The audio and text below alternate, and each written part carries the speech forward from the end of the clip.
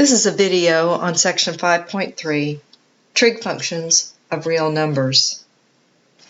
First, the definition of trig functions of real numbers. The value of a trig function at a real number t is its value at an angle of t radians, if that value exists. We've already mentioned that the sine of 2 would not be the same as the sine of 2 degrees, because if we don't have a unit indicated like the degree symbol, then we know it's radians. To find the values of trig functions of real numbers with a calculator, we'll use the radian mode. We can interpret trig functions of real numbers geometrically by using the unit circle, a circle with a radius of 1 with a center at the origin. So we have the equation of that unit circle here, x squared plus y squared equals 1. That means that h is 0 and k is 0, center 0, 0, and of course the radius would be 1. And so we're going to let t be a real number in one revolution from 0 all the way around to 2 pi. Remember, 2 pi is 360 degrees. And let theta denote the angle in standard position, which of course we know means it starts its initial side on the positive x-axis and goes, in this case it's going counterclockwise. One possibility is shown here. And so we're talking about this point P on the terminal side of our theta, where S is the length of the arc. And then we have the formula for the length of the arc that we've seen before, but now if the radius is 1, S is the same thing as T. So T may be regarded either as the radian measure of the angle or as the length of the arc, either one, because it's since our radius is 1. So now our definitions of trig functions, we have a new way of defining our trig functions. We know the way when we have a right triangle, but that only works for acute angles, angles between 0 and 90, where we have our opposite over hypotenuse and adjacent over hypotenuse and so forth. But now we need to have a definition that works for all angles.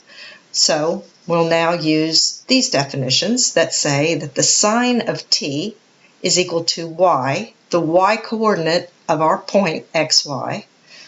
Cosine of t is x, and the tan of t is y over x, which is still the sine over the cosine, as you can see. And of course x can't be 0.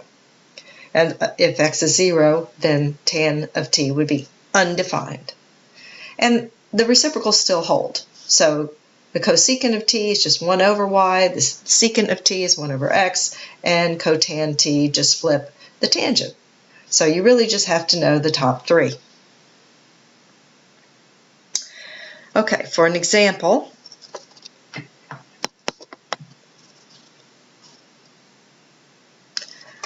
a point xy is shown on the unit circle corresponding to a real number t. Find the values of the trig functions at t. So we know, let's write it again, p is -5/13, -12/13. This is really simple, but we need the practice. So again, we'll write out our 6 trig functions.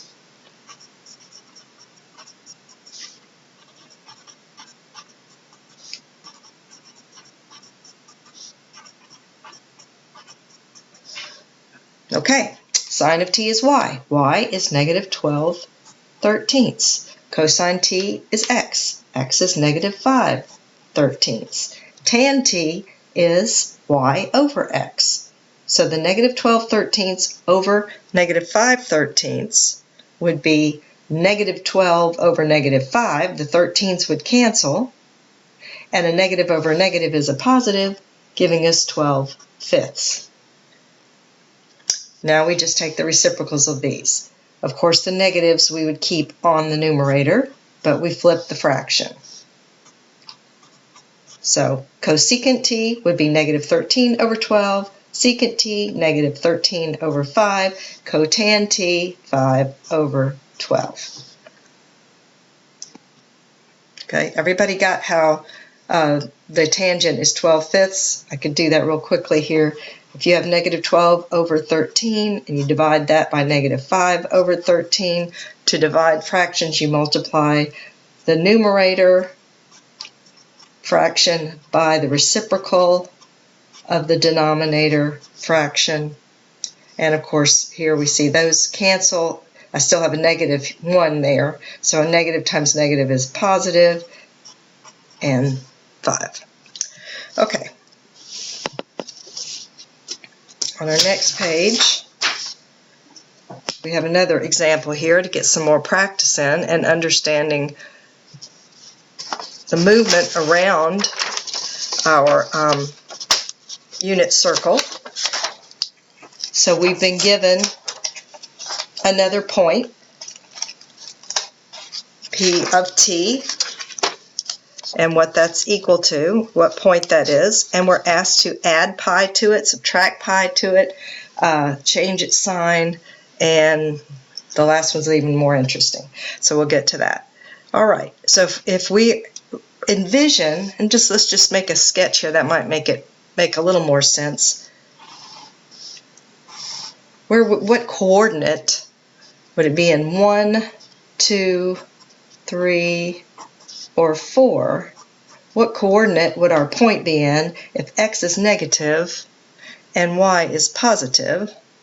Well, of course, that would be here, and I don't have to have it in a perfect place. I just have to know it's here. So I've got negative 8/17 and 15/17.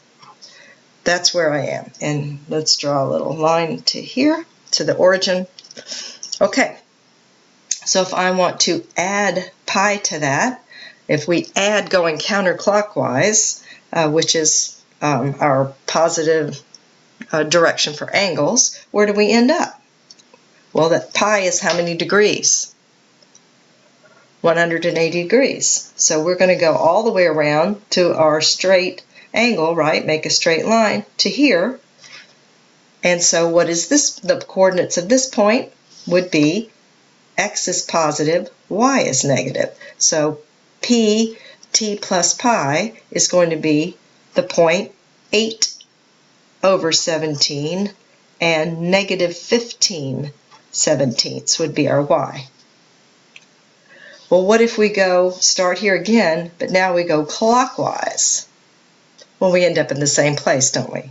So 8/17, negative 15/17. Now, and the negative of t, that doesn't mean we just negate each of these numbers. If you recall, this has the same effect of flipping over the x-axis. So if we flip this, our original point, over the x-axis to here, right?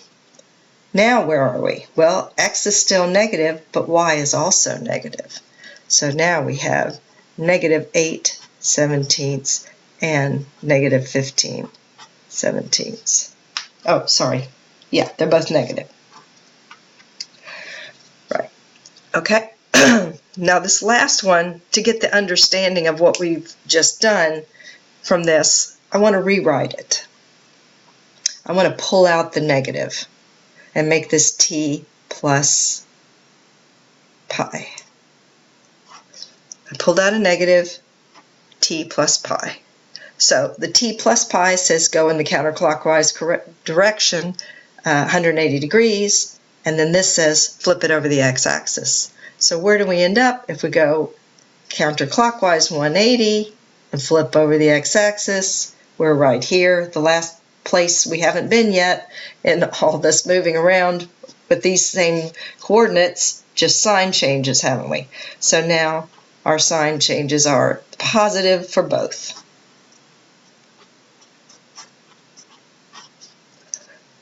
Okay, in the next video we will look at the development of the unit circle.